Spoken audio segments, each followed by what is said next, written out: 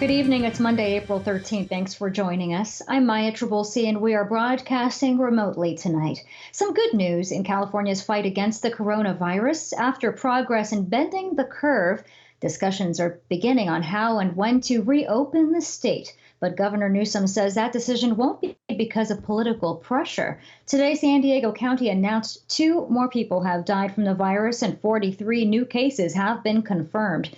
KPBS Metro reporter Andrew Bowen has the latest. In his daily press briefing, Governor Gavin Newsom said tomorrow he'll unveil a game plan for reopening the economy.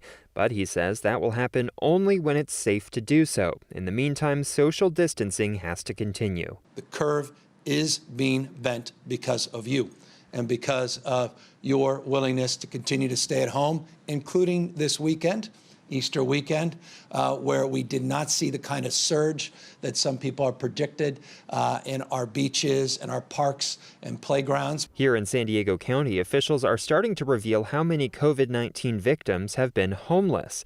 The city of San Diego is currently sheltering more than 800 homeless people at the convention center to protect them from outbreaks in the crowded shelter system. So far, 13 COVID patients have been homeless. Most are isolated in motel rooms. 2 of the 13 positive cases are presently hospitalized, and they will have public health motel rooms available to them when they are released from the hospital, again in an effort to protect the public and ensure proper isolation. Testing capacity remains limited, and officials are warning against unverified tests for antibodies that can show if you were infected but have since recovered. And that's something we don't know about these serology tests, whether it means specifically you were infected with this coronavirus or maybe another coronavirus. Also, the timing of the test is important because it's known that it takes time to develop antibodies. So if you take the test too early, it could be a false negative even if you have the disease. Still, experts say more widespread testing for the coronavirus has to be in place before restrictions can be lifted. Andrew Bowen, KPBS News. Mayor Kevin Faulconer just announced that San Diego's Small Business Relief Fund is expanding. Cal Coast Credit Union, GoFundMe, and Qualcomm have each given $100,000 to kick off a new fundraising effort. Now anyone can make a donation of any size. All the money raised will be added to the city's previous contribution of more than $6 million. 9,000 small businesses have applied for microloans and grants. And today, the mayor also directed all flags at city buildings to fly at half-staff for every American, Californian, and San Diegan who has fallen to COVID-19. In a statement, the mayor added the lowered flags are also in solidarity with hard-hit places like New York. He said the sudden passing of so many fellow Americans from a pandemic disease is unparalleled in modern history. The country has now exceeded 20,000 deaths from the virus, with more than 9,000 of those recorded in New York, the most of any state. For the first time in history, all 50 states are under a federal disaster declaration as the country continues to wage war on COVID-19. While President Trump says he wants to reopen the U.S. next month, health officials want to wait to see if more hotspots flare up. Nadia Romero has the latest. It's been hell. Another week of the coronavirus global pandemic hitting home across the country, including in Pennsylvania, where people in 1,300 cars lined up for help from this food bank. It's been kind of, hard, but getting through it, Relief on the way for some, as the IRS posts on Twitter that the first wave of stimulus checks deposit Monday. But overnight storms ravaging parts of the South cause more problems, forcing some in Mississippi into shelters where social distancing continues. But in Kentucky, a church held Easter Sunday services defying stay-at-home orders. We just believe that this is a giant overreaction by the state.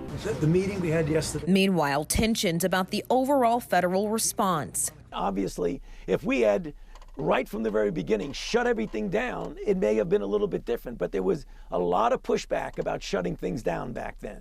Then President Trump retweets a post with hashtag #FireFauci as health experts and the president tried to come to an agreement on when it might be best to reopen the economy. The things that need to happen for the reopening is what's happening with the numbers of new cases. We've got to substantially augment our public health capacity to do early case identification, isolation, and contact tracing. In Washington, Nadia Romero, KPBS News. A long line of nurses gathered along the roadside to protest the furlough of more than 220 medical workers at Palomar Health. It comes at a time when many are asking, why now? KPBS Metro reporter Andrew Bowen explains. Several nurses and healthcare workers protested the temporary layoffs outside Palomar Medical Center Poway. While the need for healthcare workers is high, many hospital systems are losing money since all but the most urgent surgeries are on hold. The president and CEO of Palomar Health said in a statement, "As a public healthcare district, we take our responsibility to provide care for our community very seriously and must adjust staffing levels to patient volume to remain solvent. The health and well-being of all of our employees is important to us, and we expect to bring our Palomar Health family back to work as quickly as possible." The furloughs included administrative staff, and Palomar expects to rehire everyone after 21 days. The healthcare network says all the affected employees will keep their health coverage during that time. Andrew Bowen, KPBS News. After testing positive for the coronavirus exactly 2 weeks ago, a sailor aboard the USS Theodore Roosevelt has died. The sailor tested positive on March 30th and was put in an isolation house in Guam with 4 other sailors. He was found unresponsive over the weekend, moved to ICU, and pronounced dead this morning of COVID-19 related complications. This is the first death of the more than 4,800 crew members aboard the San Diego-based aircraft carrier. The Navy announced 35 new cases on the Theodore Roosevelt, which brings the total number of positive cases to 585. San Diego State University has made a decision to suspend study abroad exchange programs for the fall semester. This includes both inbound and outbound students of the programs, and in a letter to students, faculty, and staff, the university cited the long-term uncertainty of the virus, as well as the unknown status of the agencies that support the students studying abroad. International students who study at SDSU for their entire degree program will not be impacted by the change. 3 students and 1 faculty member have tested positive for the virus. During the coronavirus pandemic, there's a run on cleaning supplies, including hand sanitizer. It's sold out online, and if you're lucky enough to find it in a store, it's limited to 1 per customer. KPBS reporter Matt Hoffman introduces us to a local distiller who is stepping up to fill the need. That's the one thing we keep hearing is that nobody can get their hands on sanitizer. So Bill Rogers, who owns Liberty Call Distilling, decided to ditch the booze and start making hand sanitizer. We're selling it to people that can afford to buy it, the big corporations that really need it for their employees, that can afford to buy it, Amazon, for example. In just 2 weeks, they've sold thousands of gallons to the city of Los Angeles, the Port of San Diego, UPS, the U.S. Postal Service, and a handful of local hospitals. And people are saying, hey, I need 50 gallons, I need 100 gallons, I need 1,000 gallons. One of this? Yeah, please. Happy Easter. Thank you. Thanks to those sales, Liberty Call can now afford to give away free bottles of hand sanitizer every weekend in Barrio Logan. Just to get back to the community, everybody's so thankful and happy that we're giving it out. Liberty Call Distilling is a distiller, and as you might have guessed, their hand sanitizer is based off of vodka. So when you use it, you definitely get that vodka smell. It's based on a vodka recipe, so it should have been high, really high-end vodka. It should be selling for $50 a bottle. Liberty Call recently spent nearly $1 million renovating their distillery and this space, which will serve as a restaurant and tasting room. Hi guys, how you doing? Last week was supposed to be their grand opening. And none of that happened. Rogers says it's all hands on deck right now. Our head bartender is filling sanitizer. Our chef is out bottling with us. We're trying to keep people employed. Thank you. We really appreciate it. Every Saturday and Sunday, small bottles of hand sanitizer are available completely free to the public, no catch. And Liberty Call is not the only one doing this. The San Diego Distillers Guild has a list online of alcohol makers turned hand sanitizer pros. You can go on to sddistillers.com and look at all the local distilleries that are either giving away or selling it cheaply. Thank you, sir. Enjoy. Thank you. Matt Hoffman, KPBS News. Students at Chula Vista Southwestern College are finishing their spring semester online, but many don't have access to computers. So in an effort to close the technology gap during COVID-19, the college gave out over 200 computers to students. KPBS reporter Max Rivlin-Nadler was there. It's a common sight across the country, cars lining up with their trunks open as gloved and masked volunteers stand at the ready. But it wasn't food being distributed at Southwestern College on Saturday, it was computers. More than 200 computers were handed out to students, including desktops and laptops, with another 230 on the way in coming weeks. They came with Wi-Fi hotspots as well, as students face academic life without either school or public libraries. Sofia Salgado Robitaille is the executive director of the Southwestern College Foundation, which provided the computers along with the organization Computers to Kids San Diego. A lot of our students are low income, have families, don't have internet, so we are just really filling in the need for those students and making them our priority so that they can continue their education. Along with the computers, the college handed out over $143,000 in scholarship money to students on Saturday to help them pay tuition during the pandemic. We had some people here at 5 in the morning lining up. They're very eager. They want to make sure that they get their chance to get their computers, and they're so appreciative. It's such a wonderful feeling. In Chula Vista, Max Rivlin-Nadler, KPBS News. KPBS partner iNewsSource is reporting that as San Diego County schools ramp up efforts to distribute food, some districts say they are falling short of reaching all the kids who had relied on the free meals before the pandemic. One of those districts is Cajon Valley School District in El Cajon. It typically served about 13,000 meals a day before the pandemic. Now it's averaging about 8,000. Other districts with high poverty rates, including in National City and Borrego Springs, also are reporting smaller numbers. About half of the county's students qualify for free and low-cost school meals. To find out where your family can pick up food, go to inewssource.org. Critics say Governor Gavin Newsom's efforts to protect people who live and work in California's senior care facilities do not go far enough. KPBS reporter Amita Sharma has more. As coronavirus outbreaks continue to kill the elderly at California's nursing homes, Newsom says the state has retrained 600 nurses to help senior care places handle COVID-19 cases. Lawyer Mike Dark, who has pushed for nursing home reform, lauded that measure, but said it's still not clear whether those nurses will actually be on site in person to help. And we have to have eyes on the ground in these facilities. There are no longer visitors permitted. That had been the safety net in these places for years. Without any outside, on-site presence, Dark says it will be difficult to spot other issues like proper infection control, understaffing, and lack of protective gear. Amita Sharma, KPBS News. If you use public transportation, make sure you check schedules carefully.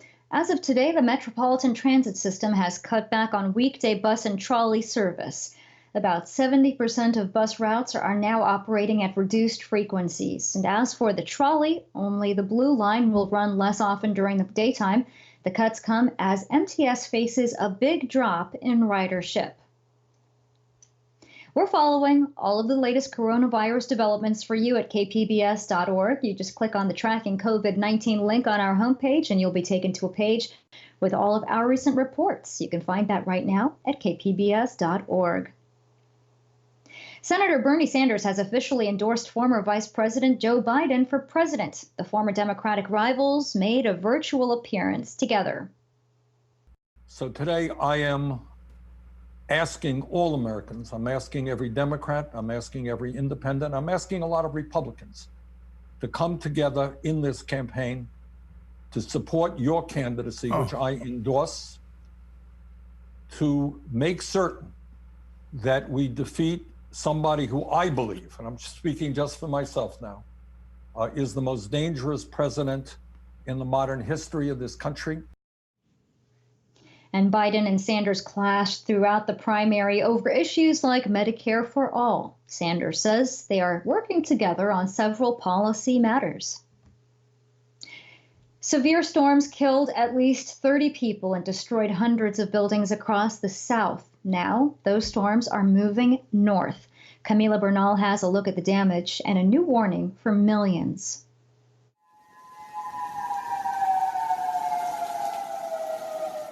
Dozens of tornadoes reported across the southern part of the U.S. It's gone. There ain't nothing left. On our arrival, it was about the peak of the storm here in Cartersville. On our arrival, we were able to make access to the patient and determine that he was dead. Emergency officials advising residents that sheltering for safety from the storms has to take priority over social distancing for coronavirus. We've had some struggles. We've had a lot of debris on the roads, and it was hard for these first responders to get in. But, we had the help of Public Works to cut their way to allow these people to get through to start saving lives. Many now doing anything they can to clean up. We actually band together and kind of canvassed the neighborhood to see who needed help. And, thank God nobody was injured. In the meantime, the storm is moving north, putting more than 150 million people under a wind advisory or warning. But those in the south who survived the storm reminding others of the positive. All of this stuff can be replaced, but life can't. I'm Camila Bernal reporting. And after days of rain here at home, it looks like we're in for a warm-up. Mark Mancuso has your forecast. Here's a look at our weather headlines for you. Increased sunshine ahead Tuesday and Wednesday. Temperatures will be a little warmer too. There'll be some gusty winds, mainly out of the north the next few days. Showers, though, returning, and it'll turn cooler after Thursday and into next weekend. For now, we've been dealing with this trough in the area, keeping it a little cool. Any light showers now exiting the scene here. You can see them moving away. So we're just dealing with the clouds and the cool temperatures. For tonight, you'll see clouds around Oceanside down to San Diego and over towards Mountain Laguna. Just a few clouds in the area. Dry tonight, generally clear Borrego Springs. Now, as we look at the future cast, well, plenty of clouds right along the coast here to start off the day on Tuesday, but those will be melting away. So clouds around tonight, early tomorrow, and then sunshine. So looking ahead, Tuesday should be dry and mild. Looks like a nice day. Look at that sunshine coming back at us. Boy, it's beautiful. Borrego Springs, 81. Mount Laguna, nice, 53. Ramona, 75. El Cajon's up to 80. Oceanside, after morning clouds, 71. Looking ahead to the latter part of the week, what's this? Yeah, a few more showers coming back at us. Looks like a couple of weak systems coming into California here. So as we look at our extended forecast along the coast, we'll wake up to clouds, but then sunshine returns Tuesday and a milder day. Look at that. We're up to 71. Oh, Wednesday, a beautiful day. Then towards the end of the week, we see that cooling trend. There may be a shower or two on the prowl. As we head to the inland sections, clouds and sun. Then look at the nice warm-up. Cooler, though, back in the 60s on Friday. Headed through the mountains, well, temperatures will come down a little bit. And in the desert, it looks nice next couple of days, just slightly cooler for Friday. For KPBS News, I'm meteorologist Mark Mancuso. While layoffs and furloughs are happening at businesses across the country, Amazon is hiring to keep up with customer demand. The online retail giant already added 100,000 employees for its distribution centers in the last month. Now it's looking to add another 75,000 full and part-time jobs. They include positions for delivery, warehouse workers, and shoppers. Amazon also increased minimum pay by $2 an hour through April. You might want to check your bank account for some extra money. The IRS has started making direct deposits of stimulus payments. If you provided banking information while filing your taxes, then you'll see the money in your account. Those who haven't used direct deposits will get checks by mail. That could take weeks or even months. Only people under the income limits for individuals and couples are eligible. Police across the region are seeing their jobs change in the coronavirus era. They're enforcing stay-at-home orders. They're keeping the peace at food banks and grocery stores. And when they do make arrests, there's a new level of danger, with the slightest touch meaning they could get sick. KPBS reporter Claire Tregeser examines the psychological impacts of the pandemic on police.